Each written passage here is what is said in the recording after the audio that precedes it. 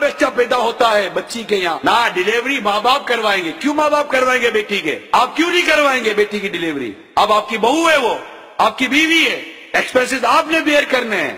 بیٹی پیدا ہو گئی، اب بیٹی پیدا ہونے کے بعد ماں باپ کیا دیں گے؟ کیوں ماں باپ دیں گے؟ کیا قصور کیا ماں باپ نے؟ یہی کہ آپ لوگوں کے ہاتھوں اپنی بیٹی بیاہ دی، شادی ہوئی تو بھی منہ مار کے مانگا، بچہ پیدا ہوا تب بھی مانگ رہے، حج اور عمرہ کیا تب بھی مانگ رہے. ارے کیا مطلب کہ معزز بھکاری بنے ہوئے ہیں کیا؟ کیوں مانگ رہے ہیں آپ؟ بس بیٹی آ گئی ٹھیک ہے. اب شوہر کو، مرد کو چاہیے کہ اپنا خرچہ خود اٹھائے. یاد رکھو نان نفقہ مرد پر ہے. عورت اگر نوکری نہ بھی کرے اس پر کوئی پابندی نہیں ہے. باہر مرد کھاتا ہے، عورت کماتی ہے. ایسے کئی ملک ہیں، میں جانتا ہوں. کیا اس معاشرے کی نقل کر رہے ہو یا اس معاشرے کی نقل کر رہے ہو کہ عورت کو لینے کے لیے شوہر کے سامنے آفس کا مینیجر آ رہا ہے، آپ کی بیوی کو فرنٹ سیٹ پہ بٹھا کر آفس لے کر جا رہا ہے، اور بیوی کے سامنے ایک آفس کی سیکرٹری آ رہی ہے اور جناب آپ کے شوہر کو اپنی گاڑی کے فرنٹ سیٹ پہ بٹھا کر لے کے جا رہی ہے. کیا اس کلچر کو ڈیولپ کرنا چاہ رہے ہو؟ عورت کے لیے چادر اور چار دیواری ہے. اگر عورت مجبوری کے تحت جاب کرنا چاہے بھی تو اس کی شرائط ہیں، پردے کی، عزت کی، عفت کی، حفاظت کی ساری شرطیں ہیں.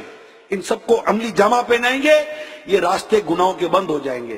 شادیاں سستی کر دیں گے، یہ شادیاں برکت والی ہو جائیں گی. ایک غریب لڑکا، اس کو پوچھا جاتا ہے بتاؤ کتنا خرچہ کرو گے شادی پر؟ کیوں خرچہ کرے گا شادی پر؟ یہ کیوں مجبور کر رہے ہو اس کو؟ بیچارہ جوان ہو گیا ہے، کیا گناہوں کا راستہ دکھا رہے ہو اس کو آپ؟ کیا ضرورت ہے 200-500 کو دعوت کرنے کی؟ ولیمہ ہوگا، 2-4-5 دوستوں کو بٹھا کر ولیمہ کر لے گا. مہر جو طے ہوگا وہ مہر ادا کر دے گا. جو ایک نارمل سا نان نفقہ ہے کھانے پینے کا اپنے گھر کے اندر رکھے گا. آپ تربیت کریں اپنی بچی کی، اپنے شوہر کے ماں باپ کے ساتھ اچھے طریقے سے رہے، شوہر کی اطاعت کرے، فرما برداری کرے. اس کو بھی اسلام نے اس رشتے کو بھی بیان کیا ہے، شوہر کے بیوی کے رشتے کو بیان کیا ہے تاکہ ہمارا گھر امن کا گہوارہ بنا رہے.